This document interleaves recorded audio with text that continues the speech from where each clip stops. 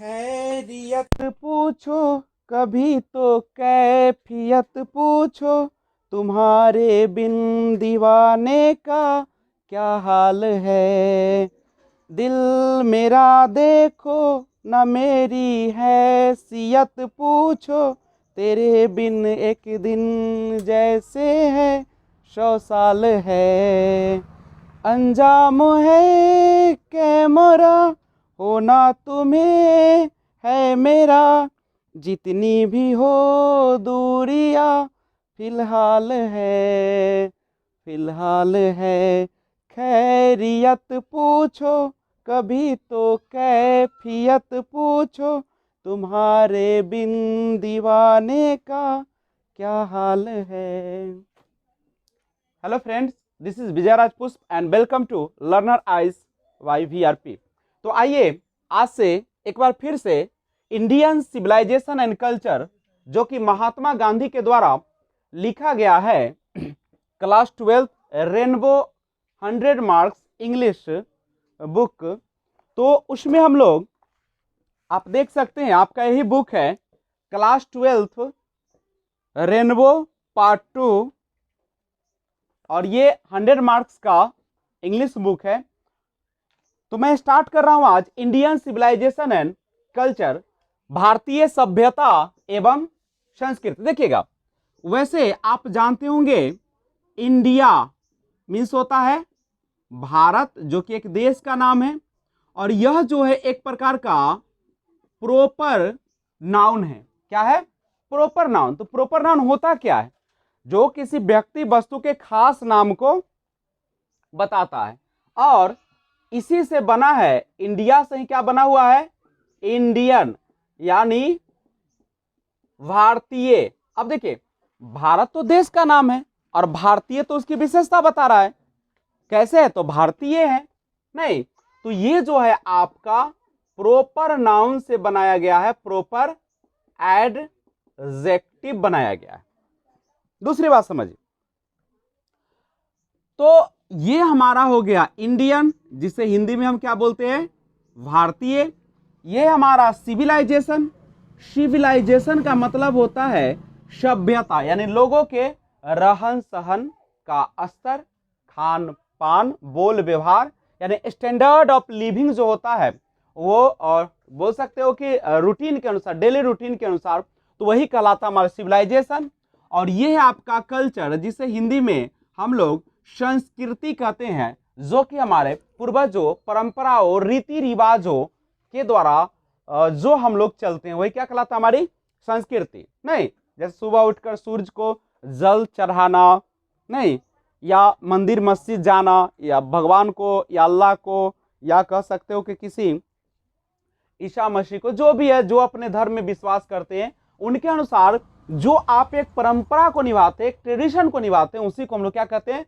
संस्कृति। यानी पर पूर्व से चली आ रही मान्यताओं को मानना ही कहलाता है आपकी संस्कृति। और सिविलाइजेशन क्या होता है? सभ्यता क्या होती है?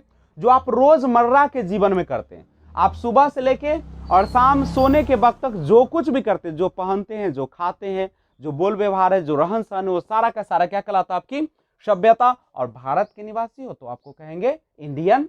नहीं, तो इंडियन सिविलाइजेशन एंड कल्चर, भारतीय सभ्यता और संस्कृति, जो लिखा गया है किसके द्वारा? महात्मा गांधी के द्वारा। एक बात और समझिए, पार्ट ए लेकर आया हूं, फर्स्ट वीडियो है, आराम से देखेंगे। देखिएगा, जो हमारे महात्मा गांधी हैं, इसे हम लोग MK गांधी के नाम से भी जानते हैं, और इन्हीं का पूरा नाम जो है वह क्या है? मोहन दास करमचंद गांधी इनका फुल नेम है। और ये जो लिखा गया है इंडियन सिविलाइजेशन एंड कल्चर, वह एक प्रकार का कौन चीज है? एस्से है, यानी निबंध है यह एक प्रकार का। और महात्मा गांधी को हम लोग जानते हैं लोकप्रिय रूप से, पॉपुलरली नॉन एज बापू। बापू या बापू कहिए, या इन्हीं को कहा जाता है, और the father of the nation, the father of the nation, यानी बापू या राष्ट्र पिता के रूप में ये जाने जाते हैं। ही वॉज बॉर्न, इनका जन्म हुआ था 2 अक्टूबर 2 अक्टूबर 1869 को, और डेथ, ही वॉज डेथ, इनकी मृत्यु हो गई थी 30 जनवरी 1948 को इनकी क्या हो गई थी, मृत्यु हो गई थी। उसके बाद ये जो 2 अक्टूबर है जिसे हम लोग नॉन वायलेंस डे के रूप में भी मनाते हैं, नहीं, विश्व अहिंसा दिवस। तो जानते हैं गांधी जी के बारे में और चीजें। सबसे पहले आपने जाना कि महात्मा गांधी का जन्म हुआ था 2 अक्टूबर 1869, मृत्यु हुआ था 30 जनवरी 1948, और वो भी एक फैनेटिक के हाथों। फैनेटिक माने एक धर्मांध, जो धर्म में अंधा था, यानी धर्म में जिसको बहुत ज्यादा विश्वास होता है, आगे पीछे नहीं देखता और सीधा उसके धर्म के बारे में कुछ भी बोलने पर क्या करता है, वो आपकी हत्या कर देता है। तो वो एक फैनेटिक नाथूराम गोड्स के हाथों उनकी मृत्यु हो गई 30 जनवरी 1948 को। और एक बात समझिएगा, इनको जाना जाता है बापू और the father of the nation. और ये जो थे महात्मा गांधी, ये क्या थे, मोर ये जो थे स्पिरिचुअल। स्पिरिचुअल का मतलब क्या होता है, आध्यात्म, नहीं, आध्यात्मिक थे। आध्यात्मिक समझते हैं ना, जो कि आत्मा पर विश्वास करता है, जो मन की शांति के लिए काम करता है, उसी को हम लोग कहते हैं स्पिरिचुअल। और ये एक पॉलिटिशियन भी थे, राजनीतिक भी थे, लेकिन एक बात याद रखेंगे, पॉलिटिशियन भी थे, राजनीतिक या राजनीतिक भी थे, लेकिन ये मोर स्पिरिचुअल देन अ पॉलिटिशियन, ये ज्यादा आध्यात्मिक थे एक नेता के रूप में। और यह जो थे महात्मा गांधी, इनके बारे में और समझिएगा, इनके पास 2 वीपन्स थे। इनका जो हथियार था वो 2 था। कौन कौन था, ट्रूथ एंड नॉन वायलेंस। इनका 2 हथियार था, एक सत्य और दूसरा अहिंसा। सत्य और अहिंसा में विश्वास करते थे, और सबसे पहला उन्होंने सत्य और अहिंसा के बदौलत जो अपनी कामयाबी हासिल की थी वो दक्षिण अफ्रीका में की थी। नहीं, जब इनको फर्स्ट क्लास के डब्बे में बैठने नहीं दिया गया था, वहां से इनको रोड पर फेंक दिया गया था, नहीं, पटरी पर के ऊपर। तो उसके बाद महात्मा गांधी फिर भारत आए, और भारत में आने पर फिर उन्होंने कौन सा, सत्य और अहिंसा के बदौलत कुछ सफलताएं पाई। सबसे पहले वो चंपारण गए थे 1917 में, नहीं। और एक और बात समझिएगा, 9 जनवरी 1915 को ये भारत आए थे दक्षिण अफ्रीका से, 9 जनवरी 1915 को आए थे। उसके बाद समझिएगा, इनका जो ये दोनों हथियार था, ये किसके विरुद्ध अपनाए थे इन्होंने, तो अगेंस्ट ब्रिटिश रूल, यानी अंग्रेजी शासन के खिलाफ इन्होंने अपना 2 हथियार का उपयोग किया था, एक ट्रूथ का और दूसरा नॉन वायलेंस का, सत्य और अहिंसा का। दूसरी बात समझिएगा, इन्होंने भारतीय राजनीति में 1915 से 1948 तक इन्होंने क्या किया था, भागीदारी निभाई थी, डिवोटेड रहे थे, फ्रॉम 1915 टिल 1948, यानी मरणोपरांत तक। जब उनकी मृत्यु होने वाली थी तब क्या हो गया था, ये खत्म हो गए, तो क्या होगा, अब कहां से हथियार आएगा, आदमी नहीं रहेगा तो हथियार आएगा। और यानी ये भारतीय राजनीति में पूरी तरह से डोमिनेटेड रहे, छाए रहे, समर्पित रहे। कब से कब तक, 1915 से लेकर 1948 तक रहे। दूसरी बात समझिएगा, इनकी जो ऑटोबायोग्राफी है, ऑटोबायोग्राफी, ऑटोबायोग्राफी का मतलब क्या होता है, ऑटोबायोग्राफी का मतलब होता है आत्मकथा। आत्मकथा किसे कहते हैं, तो जो व्यक्ति अपने बारे में खुद लिखता है उसे हम लोग क्या कहते हैं, ऑटोबायोग्राफी कहते हैं, नहीं। जो व्यक्ति खुद अपने बारे में लिखता है उसको ऑटोबायोग्राफी कहते हैं। कला ने संचय बचवा। तो ऑटोबायोग्राफी किसको कहते हैं, आत्मकथा। यानी जब कोई व्यक्ति अपने बारे में खुद लिखता है तो उसी को हम लोग क्या कहते हैं, ऑटोबायोग्राफी। और एक होता है बायोग्राफी, जिसको जीवनी कहते हैं हिंदी में आप लोग। बायोग्राफी क्या होता है, तो बायोग्राफी जो होता है वह कोई दूसरा व्यक्ति आपके बारे में लिख देता है, नहीं कि आप ऐसे थे, आप वैसे थे, आपका ऐसे जीवन चला।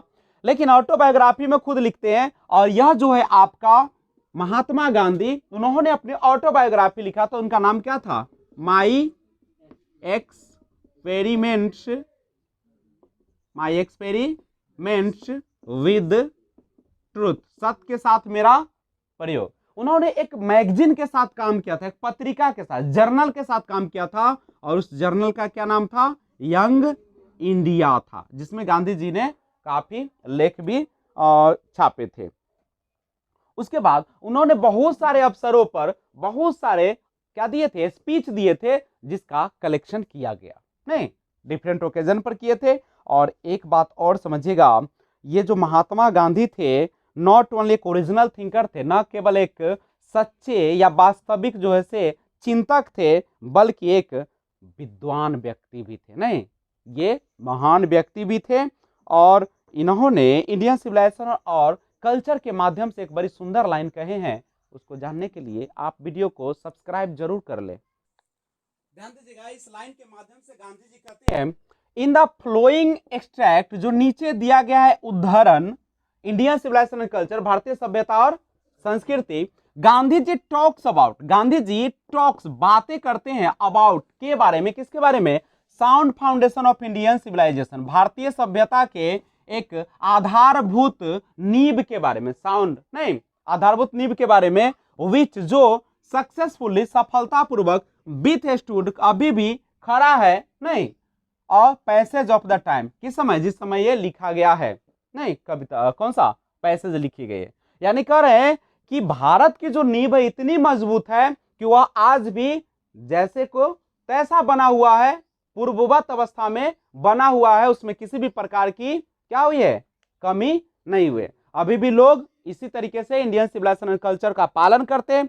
यहाँ आज भी लोग जो है हल और बैलों से खेतों को जोतते हैं, और आज भी हमारे यहाँ बच्चे जब जन्म होती है तो सभी लोग बैठ के गाना गाती है, और जब बच्चे थोड़ा बड़े होते हैं तो माँ अपने गोदी में लेकर और लोरिया सुनाती है। ये कहीं और देखने को नहीं मिलता है। यहाँ पे औरतों का इज्जत किया जाता है, माँ बहनों को प्यार की नज़र से देखा जाता है, यानी अच्छी नज़र से देखा जाता है। हमारे यहाँ आज भी रक्षाबंधन का त्यौहार मनाया जाता है, नहीं? तो गांधी जी कहते हैं कि आज भी हमारी सभ्यता क्या है? जिंदा है। यहाँ भले ही लाखों धर्म है, लाखों यहाँ पे गॉड हैं, लेकिन सबों को एक समान रूप से लोग पूछते हैं, मन में आस्था विश्वास होता है। ये मैं नहीं कह रहा हूं, कौन कह रहे हैं? हमारे गांधी जी कह रहे हैं। तो आइए उनके बारे में और जानते हैं। तो आइए देखते हैं, अगला लाइन है, द वेस्टर्न सिविलाइजेशन। वेस्टर्न का मतलब क्या होता है? पश्चिमी। पश्चिमी सभ्यता जो हैज द टेंडेंसी, टेंडेंसी का मतलब होता है प्रवृत्ति, प्रवृत्ति माने समझते हो ना, किसी और झुकना, प्रवृत्ति टू प्रिविलेज, प्रिविलेज का मतलब होता है विशेषाधिकार, विशेषाधिकार माने विशेष अधिकार देना, नहीं? तो कहते हैं कि वेस्टर्न सभ्यता जो, यानी पश्चिमी जो सभ्यता है, वह जो किसकी प्रवृत्ति को बढ़ावा दे, विशेषाधिकार देती है? तो ये देती है मेटेरियलिटी को, मेटेरियलिटी माने भौतिकता को, नहीं, किसको बढ़ावा देती है? भौतिकता को ये विशेषाधिकार देती है। कैन नॉट मैच, यह मैच का मतलब होता है तुलना, कह सकते हो, नहीं, या कह सकते हो match the Indian civilization that elevates the moral being, और भारतीय सभ्यता एलिवेट्स, एलिवेट्स माने होता है बढ़ावा देना, किसको बढ़ावा देती है? मोरल बीइंग को, नैतिक, नैतिकता को, नहीं? तो ये कहता है कि materiality can not match Indian civilization that elevates the moral being, यानी पश्चिमी सभ्यता की प्रवृत्ति है विशेषाधिकार दिलाना, किसको? भौतिकता को, कैन नॉट मैच, उसकी तुलना नहीं हो सकती है the Indian civilization that elevates the moral being, भारतीय सभ्यता जो किसको? नैतिकता को बढ़ावा देती है, उसकी तुलना कभी भी किससे नहीं हो सकती है? तो वेस्टर्न, यानी वेस्टर्न सिविलाइजेशन है वह, उसकी प्रवृत्ति जो है भौतिकता को, पदार्थवाद को बढ़ावा देना है, उसकी तुलना कभी भी नहीं हो सकती किसकी सभ्यता से? भारतीय सभ्यता के। क्यों? क्योंकि वह बढ़ावा देती है किस चीज को? नैतिकता को बढ़ावा देती है। तो ये था हमारा एक छोटा सा परिचय about Mahatma Gandhi, Indian civilization and culture के बारे में। तो अब हम आपके लिए इसी से रिलेटेड क्वेश्चन लेकर आ रहा हूं, आप उसको सॉल्व करेंगे और मैं आंसर भी लिख दूंगा, आप देख लेंगे, और उसके बाद मैं फिर कभी परिचय पूरा लाइन बाय लाइन आपके बुक का पढ़ाऊंगा, और उसके बाद फिर चैप्टर आपका स्टार्ट करूंगा, यानी बढ़िया ढंग से। इस बार जो है और पिछले वाले वीडियो से कई गुना बेहतर रफ्तार में काम करेंगे ताकि आपके दिमाग में क्या हो जाए, बैठ जाए। आई होप आपको ये वीडियो अच्छा ही लगा होगा, क्योंकि आज मैंने केवल इस जो चैप्टर था इंडियन सिविलाइजेशन एंड कल्चर, उनके बारे में मैंने आपको केवल एक छोटा सा परिचय दिया। नहीं तो मिलते हैं फिर अगले वीडियो में, पार्ट बी लेकर आ रहा हूं, Indian civilization and culture class 12 rainbow book. बने रहिए। निश्चित सफलता की ओर बढ़ने के लिए आप इस चैनल को सब्सक्राइब करें, बेल आइकन को ऑल पे जरूर प्रेस कर दें। Thanks for watching, keep watching. जय हिंद, जय भारत, वंदे मातरम।